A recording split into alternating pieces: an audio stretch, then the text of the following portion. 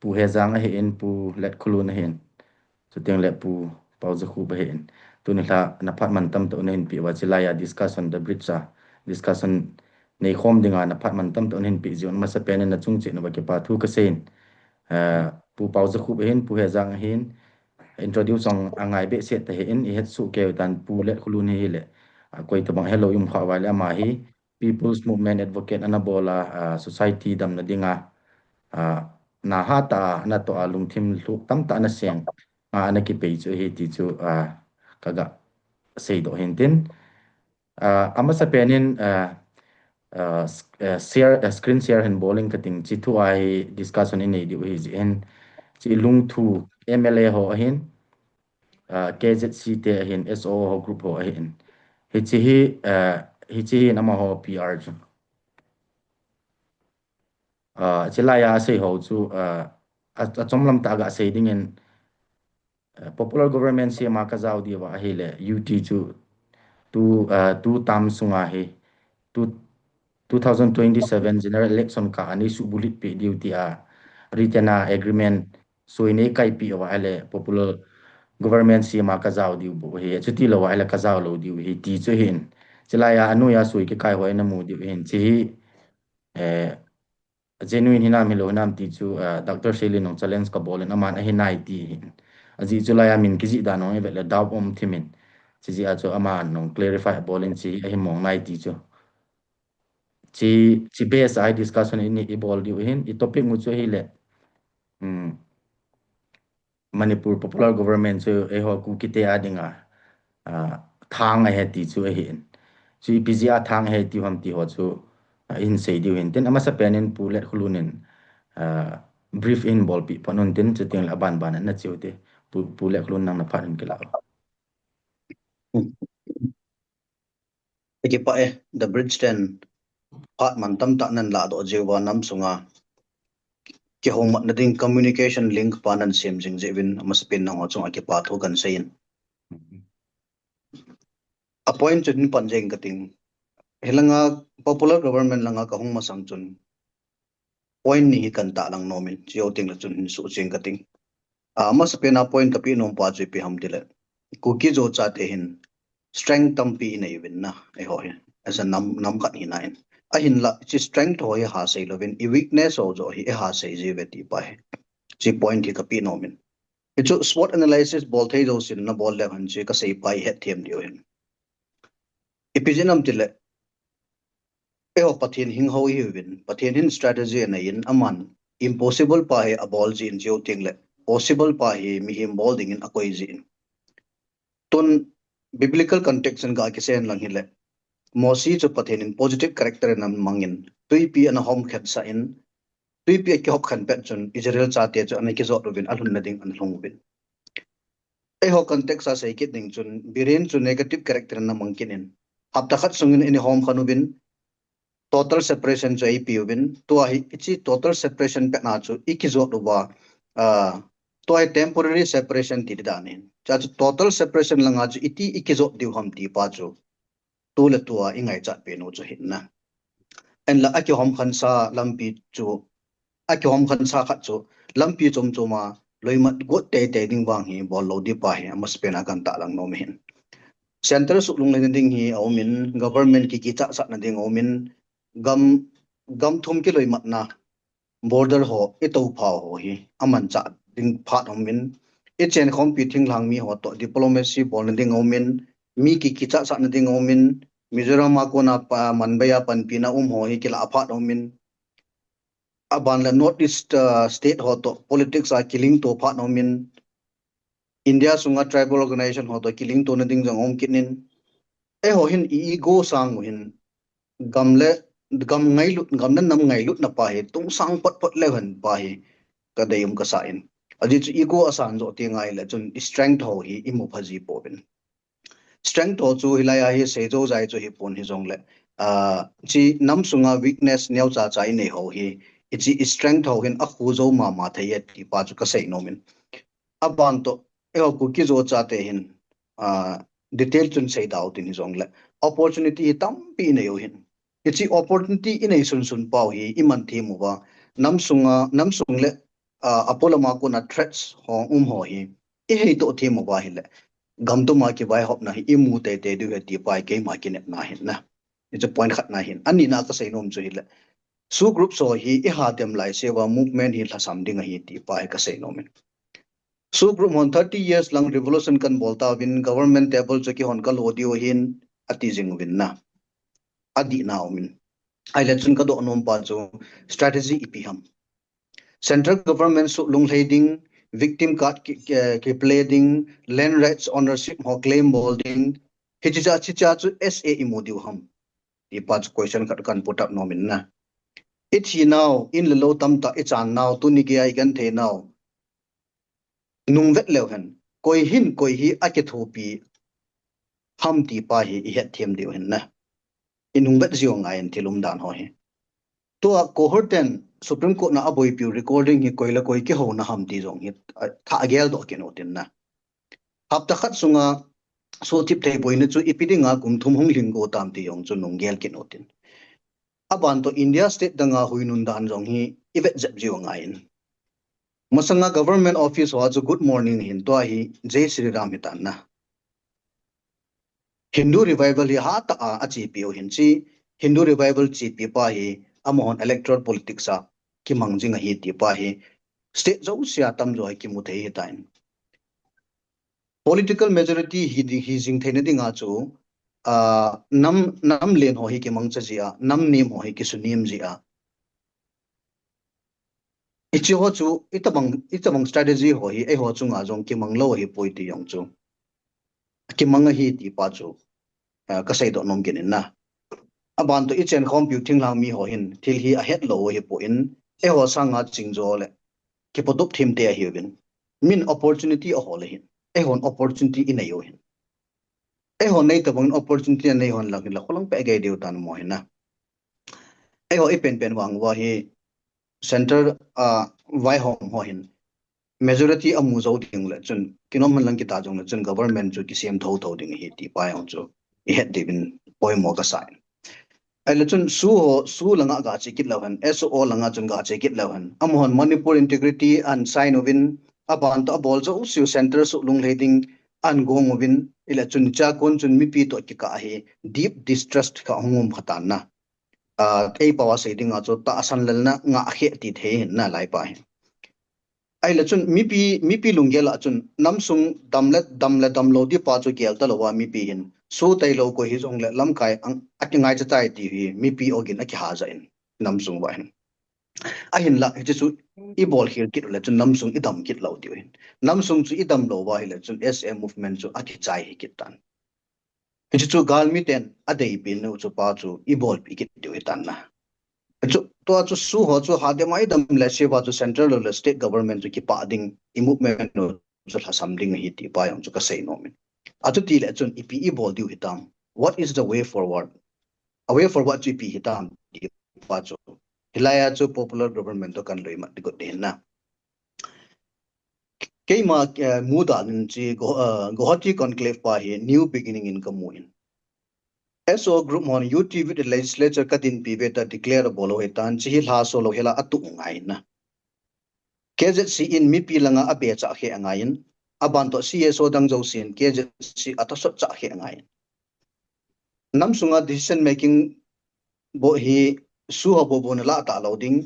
scholars or thinkers or jong ki tho homa namsung hi ipiti heading hom ki tho hom taute tia chu Guwahati meeting a chu anaki kinuk to hi ta ji a chu ai chi strategic planning hi pata I bol thi mobile chun total separation pa hi imu the o hi yong chu ka sei nomin method chi separation de ya ipon do oi ta le chun total separation ka hitawe ti pa chu iti display I bol diu ham I chen khom pi hom muding le india mi pi te muding a chu iti display I bol diu ham chong angain apan to mi pi hi ready hi ngain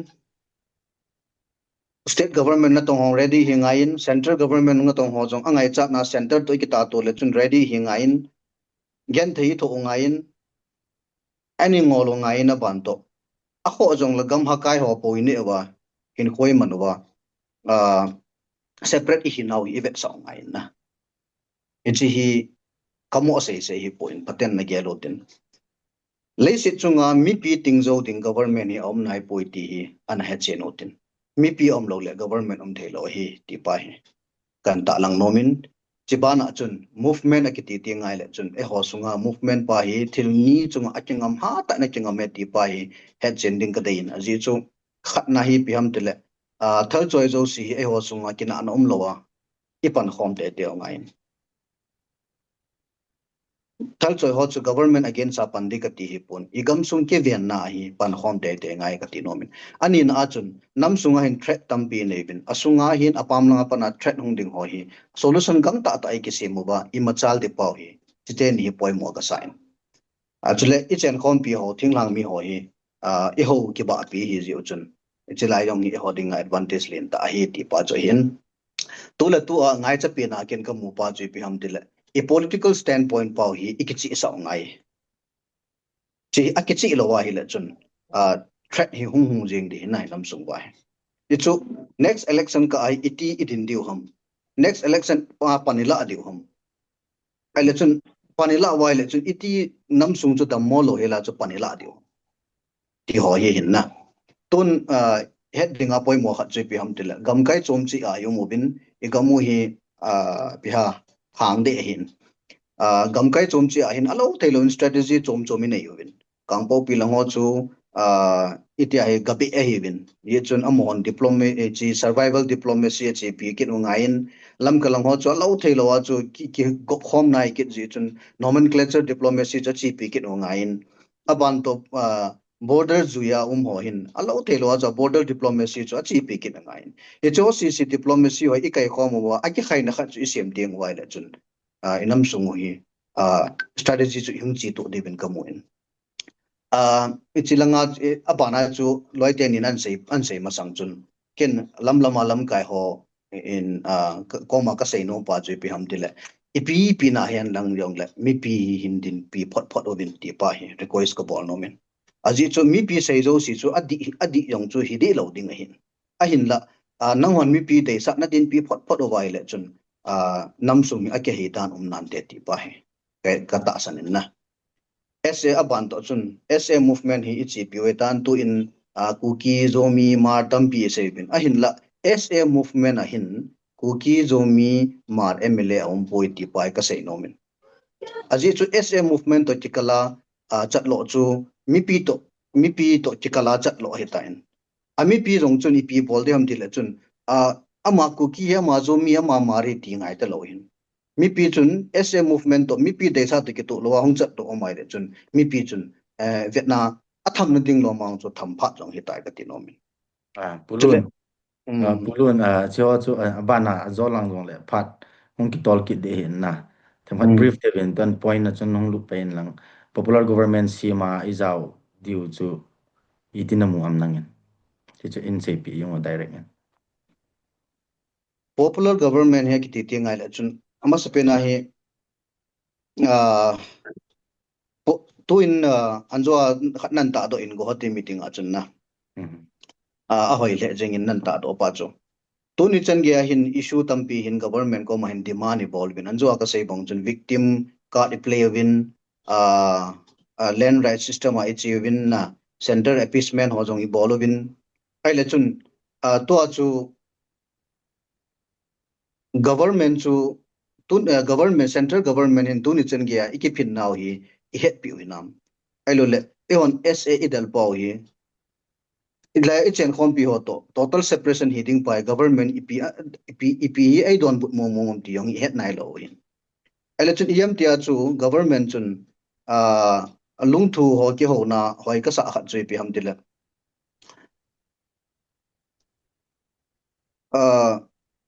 written assurance ka ma hichika ahi chi date masanga hi na thumu SA movement pa hi ka bol pi ding na hi ve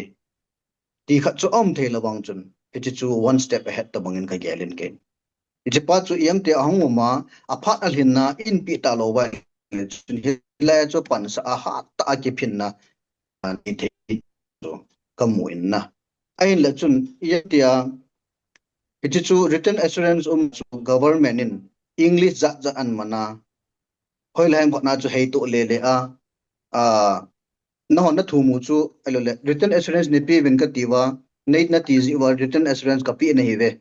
ya chu a english chu hei to le le ai ho langzo a chu an til a pe ha a bol chu e ho ko chu an nung le lu thei ding kha dong chu ong kin chiong hi phata a ke len to mangai na em tia chu written assurance within a timeline ti kha chu api le wang chun apan step chu chi thei hin a written assurance pa chu akichi lowa a timeline pa chu akichi lowa le chun koi ma cha government sim na chu ipan lo ti pa chu ka de sa na kan sei Pau me pulun pu pau zu khup nangin ipiti na mu am SO interview ki bol na jong jo na mu din na ngai di na mon explain a bol dan to stiang len zo aken ta do pe na til ki sun hong so na mu de hin aji chu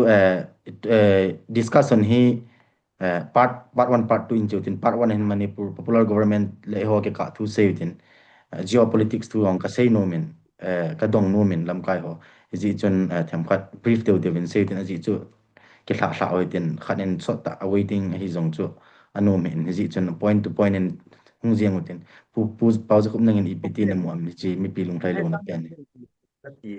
wala nang yung sema sa nagati eh. ala a kho di he Mình wes năng độ trở lại em có họ respect bọn tôi à mình năng độ là năng xin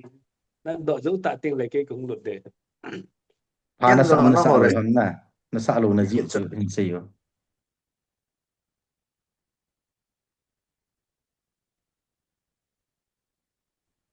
ku Ele, ngay do ahile, nang yung nasin, wala nang yung sayang ala hele, sayang gati. Ken va popular government he ati la bula pa na, kana za ang kana hanga analu na pa na anangay thilo kahin, tu hin, izaw do he tay tila, mi kita alo pa kahide he. Ezi chun, masanga kana say jing pe ka tu cha jing na la jin, delhi jantar mantara, obem bema ka pen lai, kana say lai ka gyal do jingin ka tu cha jingin. Itu se kha chu mo tu cha jing ding hi ngol pem punga ti thu a ka tu cha hi po yen a principal pa chu ai thei na lai a di na lai ti chu ka mu jin jen ka tu dat na lai jin popular government ki ti i zaw lo dio hi ti hi ke ma ke yan tha na he jing na lai na he ke gel dan ta chu hi le bon MLA ho ki resign le ti chu mi pin ki de hi in chu hi ta lo wa hi rong le hi ti hin ubin tin tàu hen to aji EPT mechanism hin sendu ham ni ve ki extend tan constitution dung zo ya zul phagu ki extend a som le thani kum khat chu thing sen hita in kum ale 2 times of 6 months each kala chu president's rule chu ki imposed hello hi in ta chu EP mechanism a hung po do de han na khat chu hung di hi in hi chi hung ding pa chu popular government na iga join diu pa sangin phachom te jin te katie he ke hen to achu a Manipur ako na separation chi se ne chapang kai kai ji e cho a hi wa nga se te te nga ye chu Manipur ako na ki po ta Manipur government ko ma ki ragu na chu ek MLA khat minister khat dei khat hi khat tu khat na hi ja se le chona phachom tam ta na se do de hi a hen la political aspiration stand nei ta mo mong khat na ki gel ha i hi le he ta bongoi na he bo ne he nang election campaign a sum chu jala na su lut na le lo lai mana na pu thung te te ding ero le apan le 2027 le seat azuna ga to wa hi le at least driver hi jong lang driver pa liang ko ga belang kun to lo tia ka sei the hi ti excuse hol na mana kapan te te di tina he pun he ke wang chun popular government ki ti mong main hai to hoi lai mun he jong le assembly se hello center he jong le delhi he jong le hoi lai he jong le ama ho to hin to khom lo wa chu phaje student community hi na pa ju thep na hi chu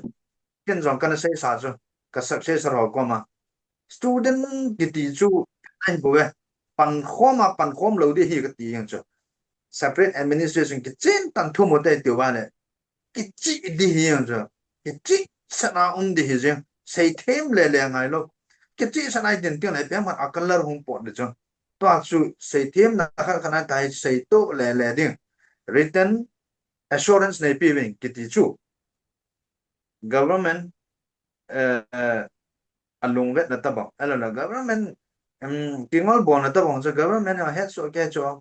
ichi abolo hi ti ka ti lungyal ja abolo hi ti cho se ngai lo a hi thei lo di bo cho i te tau ham i piam ka cho la ke che tai den wa mi pi to e ke tho wa hele a pi hele mi pi to ke tho wa hele su hen lang ke je si hi long la so ai short long story cut panda di he jeng cái bảo mày pu bảo giờ khu na lunggel na standpoint cái chị xe là nên sẽ chúng do tiếng lệ aban khen độ kỹ đến IPCI panda đi hoài panda và island next IPM ti ong khen độ kỹ đến na tuân pu he zangin i topic ngwa chu Manipur Popular Government he e ho Kuki-Zo te adinga chu Thaang he ti hin IPC ham sen se pe ki no Anh cô phải nó dạ thể ai kaza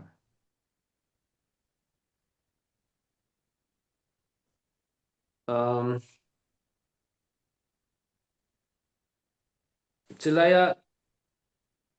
Lungthu iti và thu kịp phong hi ata deep analysis bot ngay cái sai akhat na chu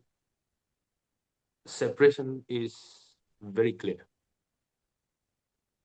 mấy lấy họ to họ cái khăn mà hi cái chỉ sát hita thì chỉ hi hòn cái khăn nào hi not only physical demographic even emotional chỉ thu mà hi cái chỉ sát na cái khăn hita bên ama bao chu government Indian government noi gì ba chu administration na bang chu to chu ki khan lo lai chi administration chu government in parliament na ki chi sa nai ho hi ki khan na pa hi recognize ai bon pi tiang le chu chang chu ki khan diu on separate administration with legislature UT with legislature chi pau ko you constitutional dia chu ho chu separate entity hung hi diu hi ta chuti le to hi number 1 separate administration hi kunan phun masan ham ti yong chu ichi chu I het ke ngai separate administration hin phong do masa pian hi number 1 MLA ho na MLA ho cheng cheng hin ichi MLA so hin tu pun chu kun a backup pe ham te le ani na chu I thing noi ho su group ho all ta chu CSO ho chu backup lo khoi ta hung lu chu hin nai ichi apa na chu a phong do masa chu MLA ho hin abana to sot le chu su group mo hin abana chu CSO hin so thum chang chang chu tu ne lung thui ti ti lung thu ho la hi tu ne hi koi ho hi dat lo ham ti pa hi tham khat nong study ball ki jam ngai ale chi lung thu ki ti chu chi lung thu chu koi chu tu nei zo chi lung thu chu kon control ham ti ong het ki jam ngai na chi a chu tu na hi separate administration ki chi ta hin phong do masa abana hi chu a hi ta mon tin zo sa even draft on ki chi ta hin siama in backup page su group hin CSO him a chuti le pi chu nei bol ma wat tu nia chu popular government chu ema ka pan di le written assurance nei pi bin ti pa chu isei ham ti hi ichi logic pa hi ipi logic ne ai sei ham bang chu ka hepon ei le ei ki kan ham langa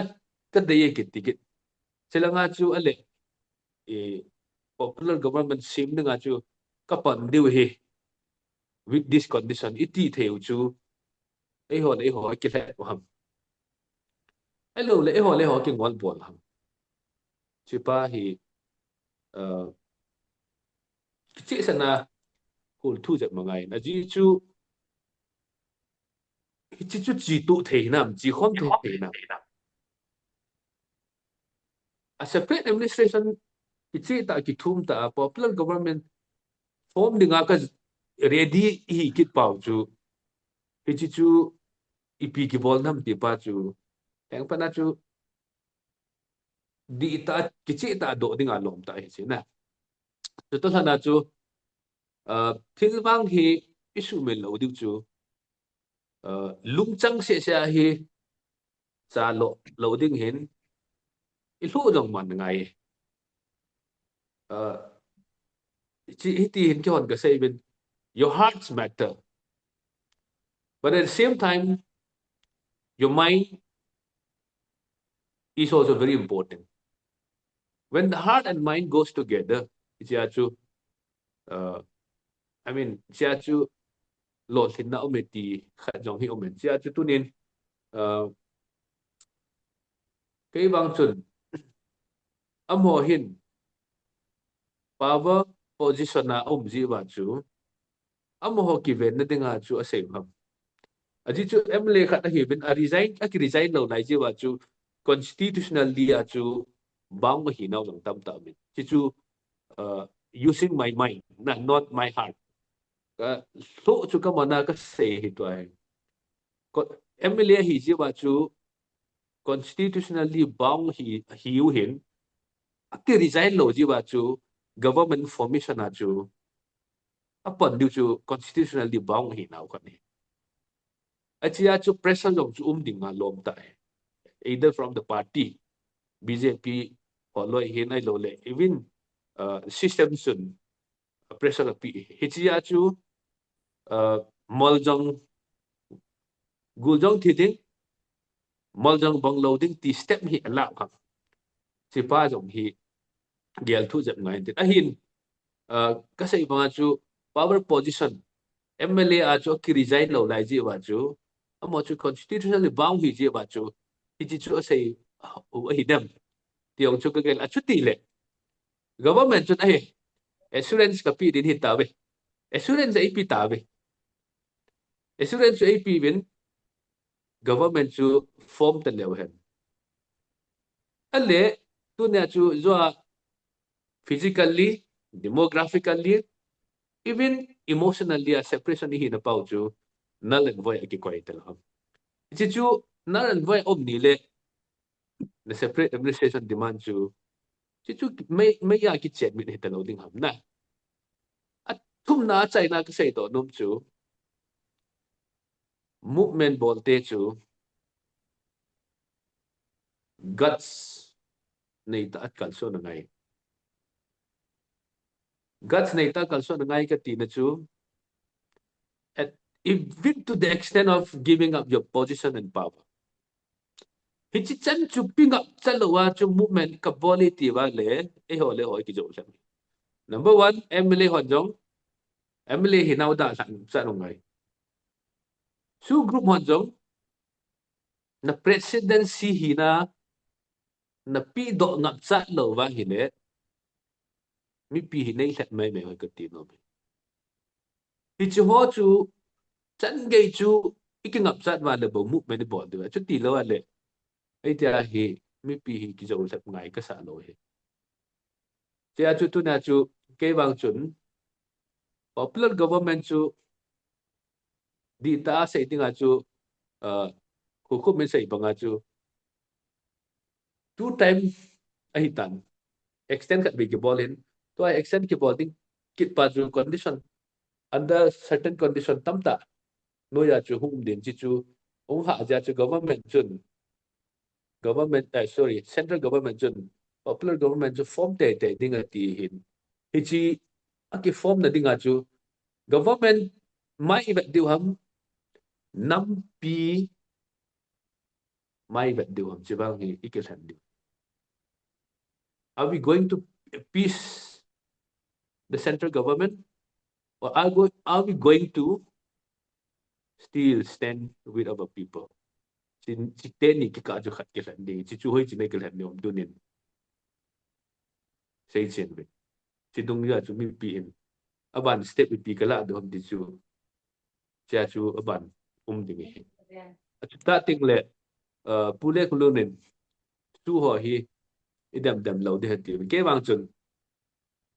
dam kita dam direct, idam gì vậy tu này ham bao dung, lâm đi rồi, dam một tin, phải mua một tê cái tiền là vang hiệp bội nè, amo chú pom po tê cái tiền này bội, i pom điu, idam điu, that's our right. Idam điu, idam gì vậy tu này ham bao dung, khang gì gì, mỗi dam một tin, mỗi sự đồ tê cái tiền này là chỉ khi là abual khi là tu chung à ibija Manipur integrity ke thei lo ne ga soina ka ham ta mi pin yao do about it chu I think that's the right steps it chu tu na oi bol te ngai tu na chu popular government formation na ding ana ki god ba with his condition chu no ya chu government form na ki god chu na za cha lo ham no ti the na lai wa na hit chu i bol the ngai ke bang chun su group han lang ke za si han lang Emily ho le we have the right to criticize them thấy hi ai mà ngã chú disown chú ball lo ngay à chú khát hi về na it disown lo điều hi support the ball điều à chỉ hiểu nào mà chú đi ta chú chỉ sẽ phải đem điều hi thì chú cứ gọi say đó nó chú lệ our political goal is very clear there's no dichotomy there is no ambiguity our political goal is very clear separate administration UT with legislature him ra chú đăng chị bồi gol cái chú bồi tí nó đi khát sao vậy cái gol cái chị in cha he cái lung tu ta cái câu số điều ba bồi thu pi cái bảo mày bùi rằng tu ni là discussion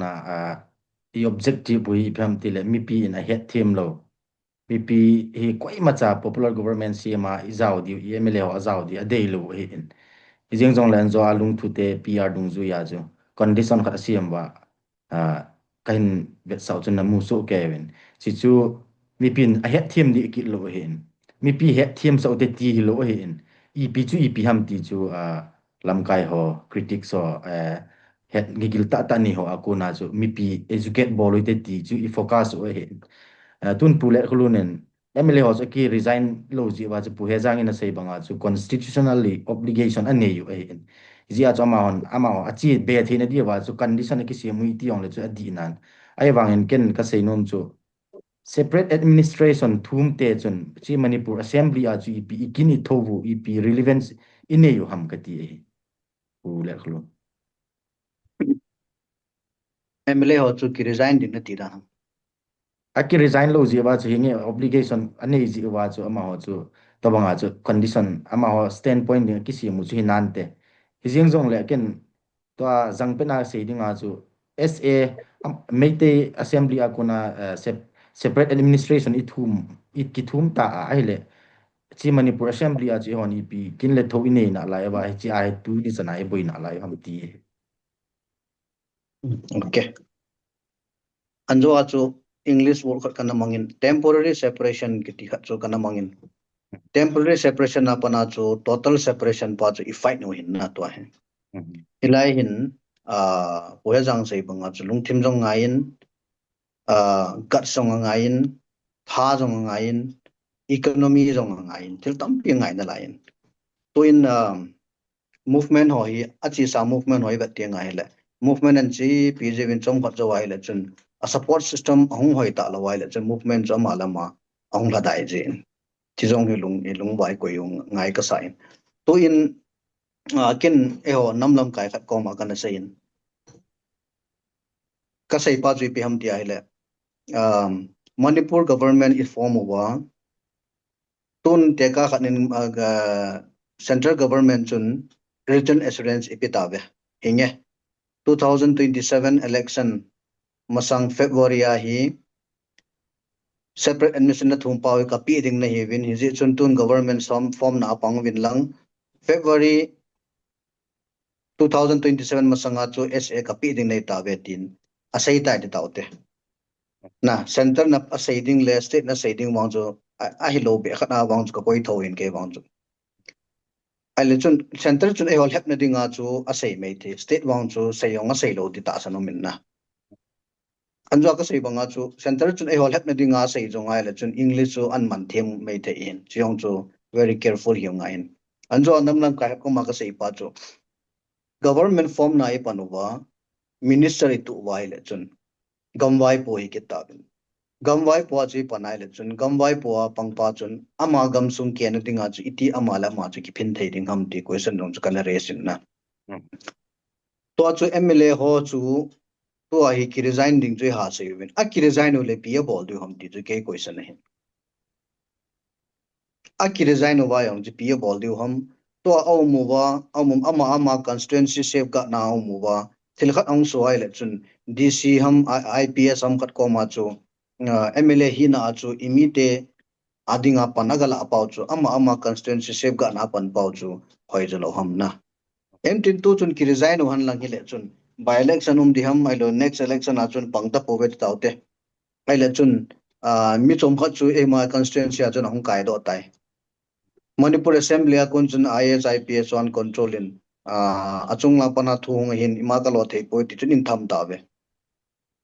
anop no hom khat an bol ta ve koi chun mi protect kit di hom ti pa chu su group mo chun mi protect di hom kata asan lo hin na chiong chu gel ja ngai kinin ya chu MLA ho jong chu ki resign lo ba ama constituency shape ka na pan du ke dei lam hin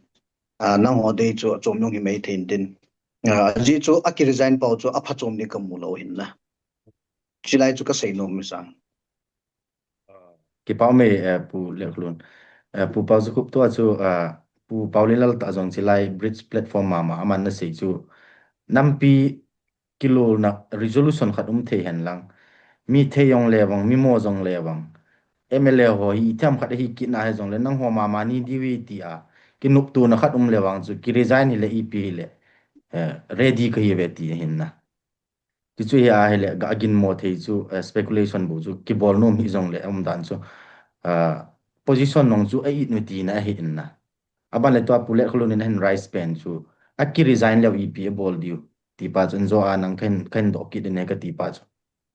aki resign ta ve popular government chun ka zaw lo di witin a zaw da ta ve next EP ham ti chun ang NCP ki no na mute ne bu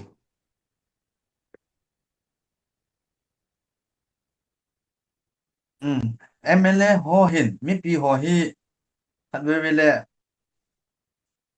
lạ mà nãy quay lâu vàng wa hi thật về cái lệ hết tia chu cái lệ na in này cái chiều cho mi pi ho nó nó khác đều hen lăng MLA ho hi cái design lệ ắt tiêu cho cái xe này đều bữa cho mi pin hết tập bằng right to recall thì đâm khát chu India cái exercise thầy bé sẽ lâu hi chu right to elect bữa cái này cái elect hi tao cho anh là thiên hi không cái bây giờ hết tập bằng political dynamic khana hong ki chok dur khat pha wa hi ama ho ki gel du chula ai thei ta po hi chi nam thu hi tan politics thu hi ta po na nam thu hi tan po tau te ga I het jing ba wang wa ma ho hi ki ho khom dil di hi lo be u chu ka sei jing ba nga mi som bo hi wang wa hi ki ho lo chu a convener a ke than pau hi han lang koi hi rong lo function lo cho mò lại cái hậu lâu cái hậu lim na không chỉ cho nam cái hậu nó về tàu ấy hi vào nó nắm khát leader khát nó hi nào và cái hậu điều bằng vào khu cái hậu lâu hi lâu cho khát cái gì tao khát khát oi mò điếu cái hết cái experience cho cái chỉ lệ na cái hậu lim pi lệ na và ít tao bằng chân ít đi làm cái điều hả ya cái gì chứ hết chi mi som ấy cái thằng độ hồ chứ mi bị ilam cái thế lo wa hele bị ti mong điều hầm na ga ngay to ta be popular government hit the bang boina violence separate administration chan ge demand a thediam violence ong thun masanga government kitizing cho popular government kitelo cho popular mipin athen hi cho evanga popular government kitelo cho normally government kitizing cho hit the bang state hong power government in avet law and order situation tabanga amu pha na chu constitution the kito dinga adjust a bol lewa president's rule hi jong le president's rule min puwa ahin ko ito ahile heji adin now constitutional base president's rule 2 times imposition cho hung ki chai ta ele mi pin jong hin khop ta ai MLA ho jeng jong hung ki chu tau popular government president's rule koi do a government tha sim ding lungial hin nei pan tau a hin nei ole am ho ka la jong chief minister post hung ki chu tau ele ministerial birth aja jan hung ki chu tau he chi a bo wa chu president's rule jo wa pa na masanga ana government chu ahung ki impose bu pha na chu popular government hung ki ti cha hiện chuyện bọn nó cho popular không kỳ học khéo ha mà sao cho cái xe lâu chứ tôi cho mipi in president's rule cái chim tàu về tuần mipi ô chun popular government mà sang apa cho form tàu tệ tiền hết chứ à hít tia hele popular government chỉ form tàu về if form over a hele minister ho MLA mi som ho cho popular government à iso lut over hele hichi mipi ho president's rule ka chim tawin popular government ne hin koi pi tawin ti ho la chu ipano ta chu mi pi ho chu e ho mo chu MLA ho people's sorry popular government aga form over aga chi po ba hele MLA ho ngo hi ve tang ke ba mi pi ko ngo de chu mi pi viewers ho ngai tao mi pi i hon itin lo wa hele marketing dum lo chu i hon ikit han ha Pukul na za tia itin nu nalim Isa chu thelo ha denin kiza voice chu kiza ana nalim chu den cho okay to na pukul kan do pen chu nge straight devin si pi on lang nang chu na standpoint chu ke he na kichi in na appreciate on ke bolin to kan question pen chu popular government simin azaw ta pu ve ani na en aki resign ta ve aban chu ipiti ikalsun di ham nang ma het na en nang ma muda na chu nei se bem kati yes cho ulun ahen say ahen men pha ja men na e Mm. ham ti a popular government elole ikki resign kha awa hi le by election ham khat be pem kan hom en tin e ho assembly constituency a chun tham cha minority a chen ho pi ho jat dang ho hung te nun tin hung kai taw win de ti cho na Mm. okay taw win de kai taw win de administration he bo chu it thu du chu a separate administration dalta tai wa hile chi administration mal administration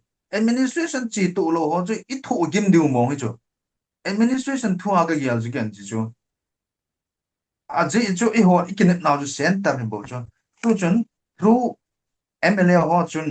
za zan hum na ta hi long le hum ki sem do pot ta atin dan khat hum tho tho chu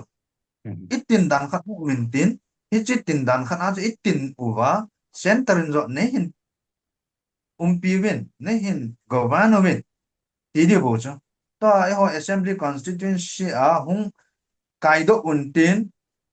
DC hin chalai ubentin administration hin bo cho administrative part hin bo cho me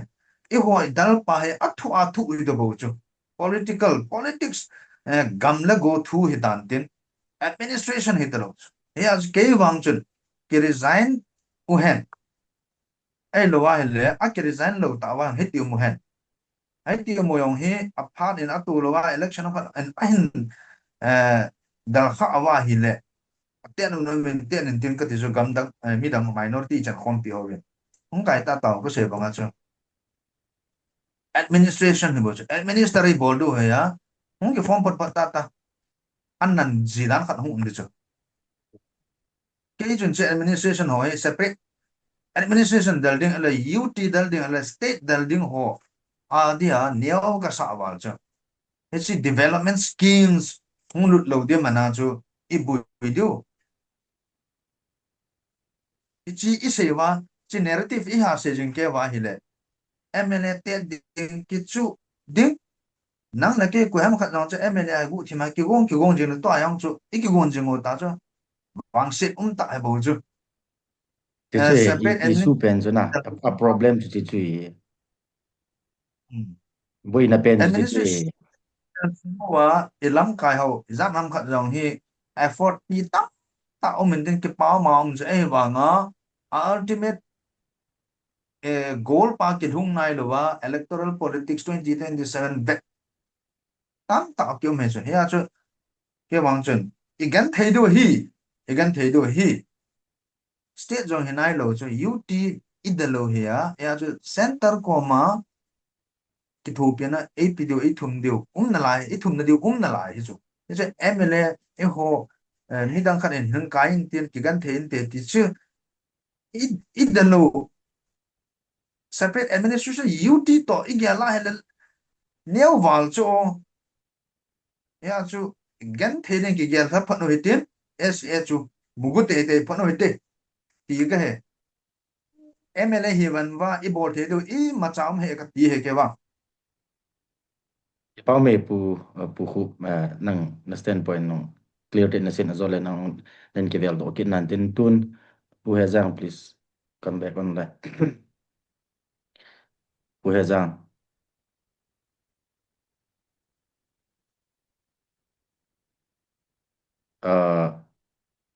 lungthu te le ka sut na a condition ko yong chon zo an I ve kho mo ven nang jong them khat na lung sei na o me ti cho ke do thin ai le tu chon nang ma het na an nang ma mu da nen ipiti pan la leo ti chu na dei sam anh rồi cái say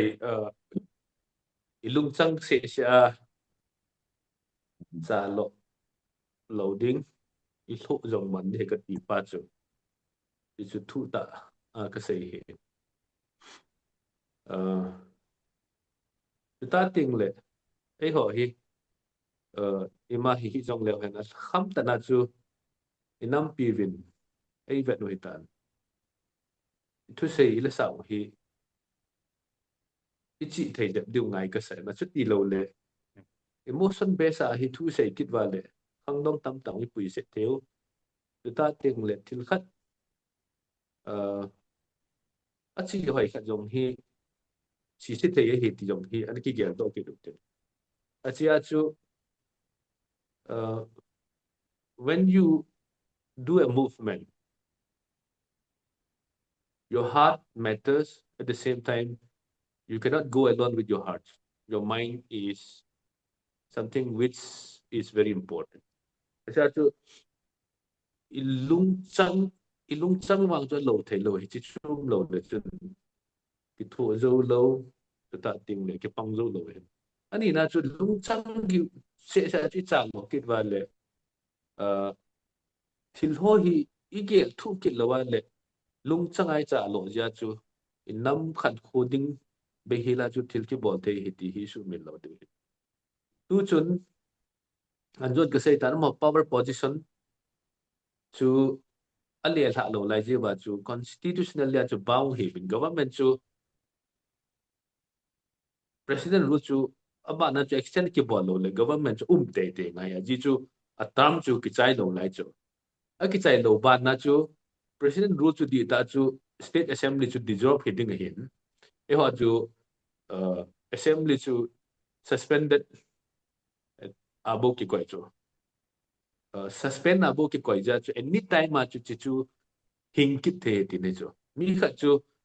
service a ko na suspend ki bol le terminate a hilo chu suspend ki bol ki ti chu reinstate ki bol ki the chu mi kha chu service chu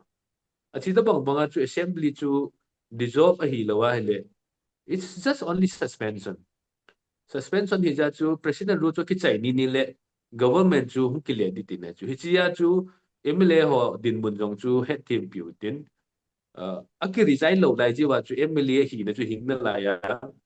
MLA adin ni wa o taking a ball now yong chu hing na la hi chu a chia chu mo chun kai muda na he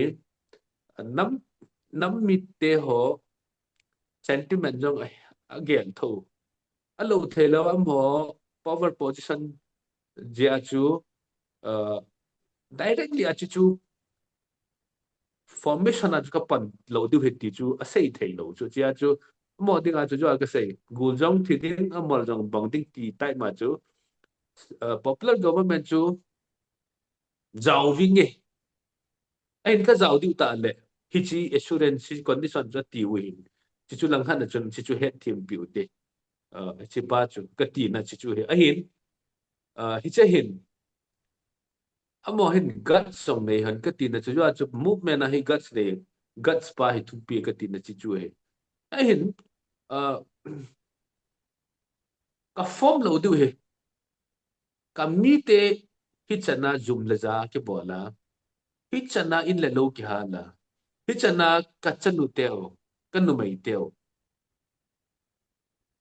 su se na ai nei pi ba kiu chang ai kai pi ba tu chang ding ting ling ki bol na yong he pe tao mo po na thei bo mong cho kat pasalo lo nei tan pi ba ta sao bong bong nei tan pi ba tu na chi ti hi chi ho to chun hi ti ka chen khom ki teo ani na chu hi chi chu gal sunga thil su he a chi chung chu na chu ipiti chu ke chen khom ki teo ma ji cho mo in school chapang jo se school going children they have brainwashed all the school going children aseu chi piam tele kuki tum na ha lo ti ba chapang zo se brainwash bol ta jo what is the guarantee that my safety will be ensured when all the children when all the young generation are already brainwashed kuki tum na ha lo kill all the cookies which was chanted shouted by all the young generation school going children chia chu kuki ho safety chu oi lai ensure no bo lo da aji chu kina pa na lung han chu khat hin sabang hi za a so a chi ki khum pi chu anytime any moment isanga kho zo su the na lai chu achia chu guts ne wan lang ki resign je wo jong le na nam ni pi te ho hi angol ka hi po ve na ngai lut na po na chu ki hon ka mu ve by election home jong le ka swat ki nge ve allo thei lawa chu administrative le ai ki khan nau chu parliament in approve abol lo lai ja chu by election o ma le contest kit ngai chu hi chu ngai cha jong le no ho ka le so ki din ji chu the first instance as you have proof your commitment you have proof your dedication you have proof your determination chita bang mi chu iti ki hon san no ka kwai du chu ta teng le isu mil kit lo diu chu amo jo se ki resign na hi le imo boy ko thei lo he isu mil lo diu chu acha chu lung chang bo wen thu sei po ki ka tin chu imo boy ko wa le i chen khom pyo jo si khun to mi som ho position po si hin lo ta we ta an lo ti ngol chun da nan siam diu ta chu da nan siam ti ngol le to ang delimitation a chi lai ta chu yum na jo si hi ai kham dal de han ngi le pi hung ti diu ham na i cho yong chu vet lo kho he di sin ai po chu chi chu just ya minor hin lai aji chu ai pi ki sei le parliament in no ho hi na ki khan ta vi ta proof abol ma sang si sia chu manipula pan na chu ki pot thei lo lai chu ki pot thei ma sang si wa chu i gamu chu ta ting le i chen now cho chú ihu tệ điều ngay chú chỉ có phát ra chú chỉ chú English proverb in the nick of time chỉ phát ra chú chỉ chú ihu kỹ lâu vậy separate administration in pi new le hichi hilaya legislative amendment adu ta dungju hichi lai hichi lai constituency chu naga ho hichi chu no na chan thei lo de ti ho mong chu min apon na sim tu chat na ngi le cha chu ipi lam lo di a cha chu administrative le chu iki khan thing lo lai je ba chu hichi jong chu hu te te ngai election of kinang la lo thila chu kai sa ke tu a ding di ho chu i ho ku sa chu determine nei ta adin ngai hichi chu ngai a chu ti lo le naga ho blunder chu e hon repeat di we naga hon boycott na ball ba e ho na kai ba ki shit na lit ta ne we ta chu leng pa sei dinga chu tu chan na chu there is no like guarantee that separate administration chu ki pi ni ti guarantee lo lai chu lo lai ja chu ai pe le hi chi sunga chu step la dan pa chu ching thei ta chi diu i gamu chu bit te ne ding pa chu chu ngai to ngai a chia chu ken ka sei chu the resignation of it's not a big concern. How much you stand for your people is what we want to ask. It's just kecil po le. Na position po, na power chu we will give you back. Kung na pin news am, chon ko pin news la. Kung na shot do news am, mi pin ka shot do news la. At chu til tu na ngai du na cho kecil ting le. When it is crystal clear. That's our deal loading. Pathenin Abram at sa pa ako wa. Abram min it's na ngai du nam ti cho vet nom cho. Ay sa nga ko wa at sa pa chang khat se cho. Abram min pathenan ngai du na fully abat sa cho at sa pa cho sam di lo. Kita bang ma chu na emulation na nam ngai du na si tan nei mu sa new le na position na sam di lo ding. Ti bang sumili se ti ju se no. Ke pa me pu he zang pulun nang yan chi chung thu ai mi pi ho he so sang ki de hen na mi pi a het thiam thei lo hen chi nang pi na sei pi no mam na mute ne ke written assurance sung chang chu ti cho na okay nang mu dan pa chu nei sei pi to ai ho hi join jong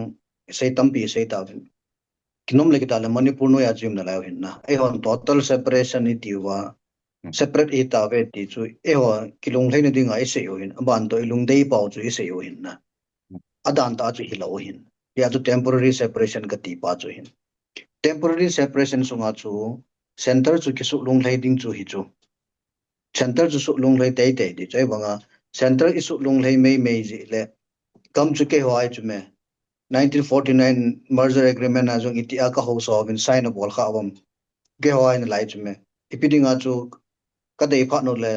achu ma ka ke po thei deu ka dei pa Manipur akam thei deu ke ho thu he ti ho chu ke phin na chu nei ho chu na aban to ke no UPF in jong detail a chu pilut na jong chen nei chu an ta do bin na khat ve chu to chu temporary separation ni na lai bin ya chu iha physical ta ki phin phat ine yo nga in ban to hilanga hi tu chunga MLA hon hinge center su lung hen ringa chu no ho center ho chu ka su lung lei ve no ho sei chu ka ngai ve government sendin ti win kisim thei nam kisim thei lo hom jong chu ete ke ho chum chuma ki ta iti jong chu government ki se ma hele MLA ho chu assembly a ji piti ka to diu minister nei pi wai le chun ipiti ka to diu phai sunga ri chun center chun it is SA demand ka bol pau ka pe de nei ve chu guarantee khat nei pe bin ti le chun government form na chun pang binge ti pa sei pau chu a hoi na ta khat chu pi ham ti le yam tin ginja lo be khanin central government chun hinge February chana chu ka pi de nei ve tin a date jong a fix pi win simple English and we will give you separate administration before February 2027 simple English na khat an si tai ala chun hilai chun I ho chu government form na ipang ta ve phai sunga I chi thei de lo de na minister jong la ta ve hitaute let's say minister jong la ta ve I gam sunga wa chu I tho de hin minister he jong la chun na gam sunga pana minister na hi ding ai get tho na lai ala chun to ma chu guarantee ai pi wa la chun guarantee pa chu I pe cha wa date chu hong wala hi la chun MLA minister hosisi chu date government in nakitip na pa chu abaltan na polling laws in ka ki resign ve ta ki resign wa hilaya chu bol thei chan chu bol thei hi ti pa chu thilkhat amo pan na kamu pa chu hin na Pau me pulun chi chu